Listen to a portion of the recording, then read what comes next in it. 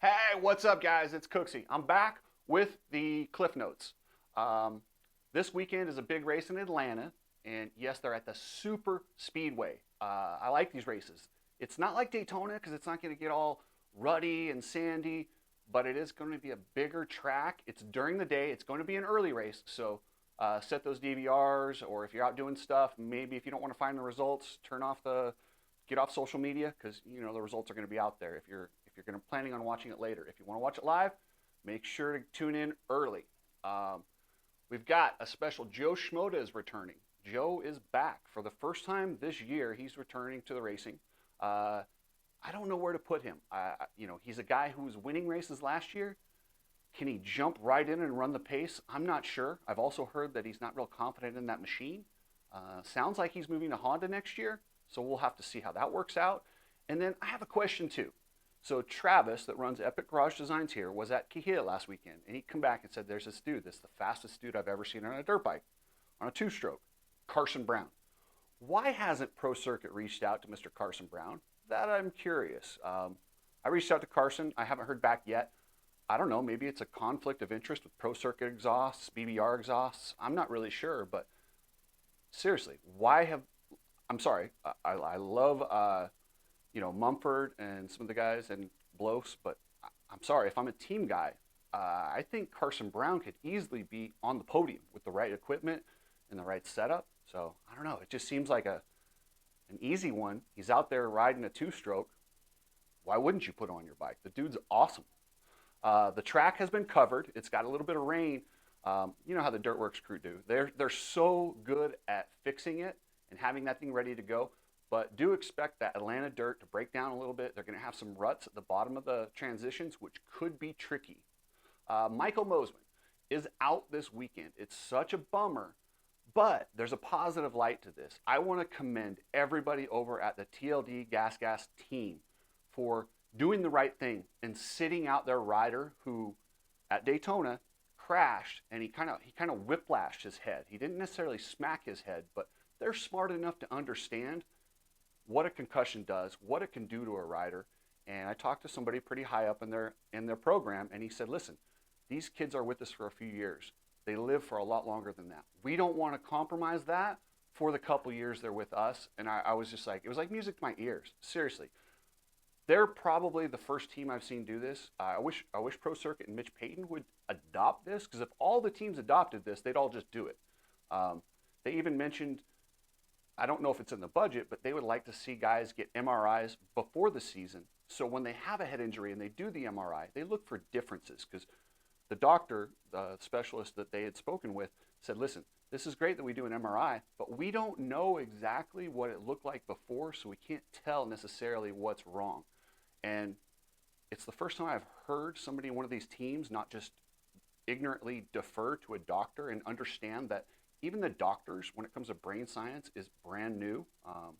They're just scratching the surface. So hats off to those guys. I commend them. And if that was a team I'd want my kid riding for, and I hope they get Aaron Plessinger for next year, it sounds like it's a good possibility. Christian Craig is out this weekend. He broke his elbow, dislocated his hip. The hip probably should heal a little bit faster than the elbow. The elbow, he's got to get surgery. So we'll see. I would recommend he just sit back and get ready for next year. All right, guys. EBC brakes. Check them out. You know they've been supporting us for a long time. I really like those guys. They're really cool. They got great products. They got brake pads that grip, brake pads that last. They got rotors, clutches, you name it. Just a badass company. So support EBC brakes. Complete Racing Solutions. You guys know Coach Rob. He's probably one of the smartest guys I know. He's not just some weekend personal trainer. This guy has degrees upon degrees upon degrees. Like, he knows his stuff. So yeah, check him out. He's going to put you on a program that won't wear you down. It's going to build you to be the strongest and most durable that you can be. And then let's not forget Epic Garage Designs. I mean, seriously, I don't know why these guys are, if you're thinking of epoxying your garage, take a look at the Epic tracks. They're so much better of an option, and they're the same price. You can install them yourself. You can take them with you when you move out of the house. If you're renting a house, you can put them in there, take them with you. You can build yourself a little setup for the track. There's so many things you can do.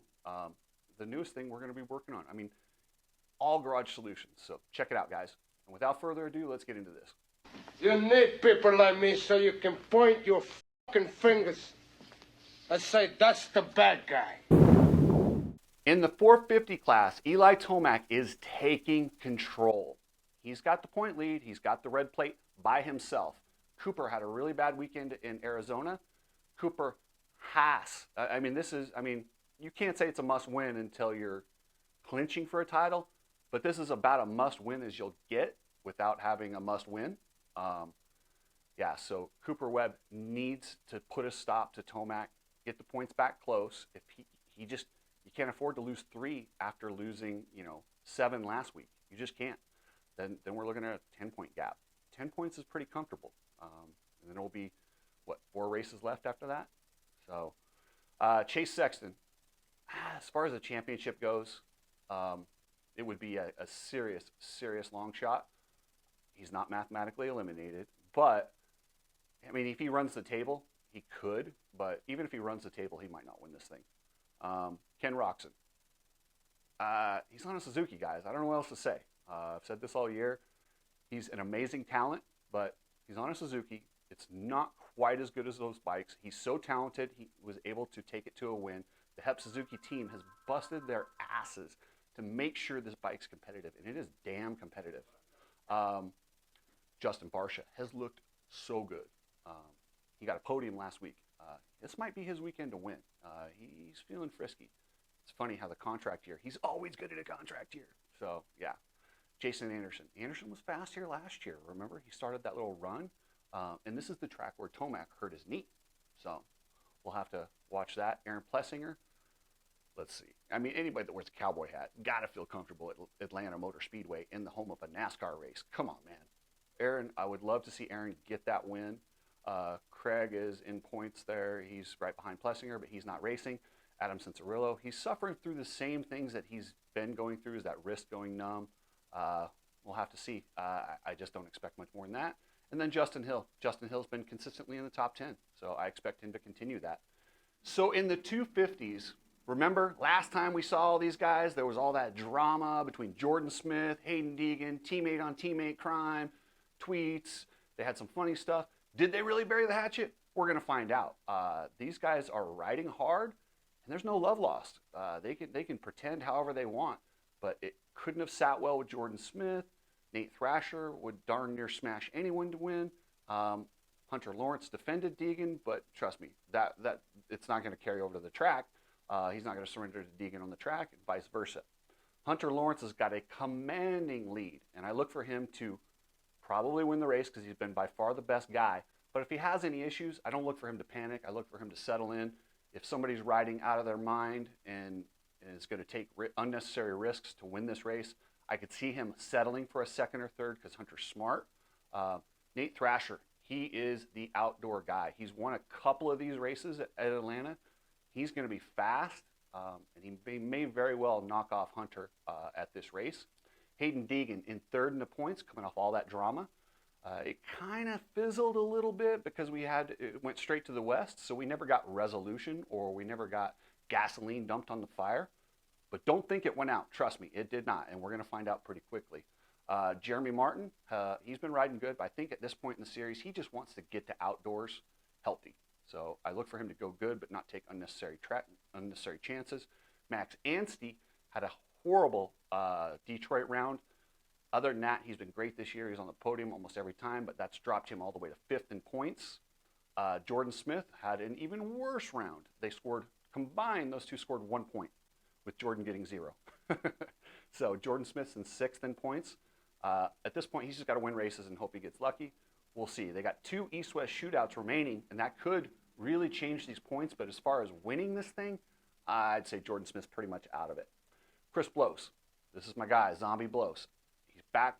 He's on the pro circuit, out of retirement to fill in.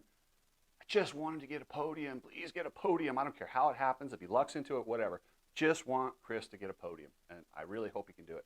Tom Vial, the Frenchman, he's getting better at Supercross. Maybe this open track might help him out a little bit. Maybe we're looking at a podium for the Frenchman. Cody Schock. Cody Schock is getting better and better. Can he get in the top 5? Can he get in the podium? I don't know. We shall see. Jace Owen, fast, but not as fast as I've seen him in the past. So, but that's it, guys. Remember, subscribe, and remember, early start in Atlanta, so get up and check those out. And if you don't want to find out the results, stay off social media until you watch it. Thanks, guys. Later.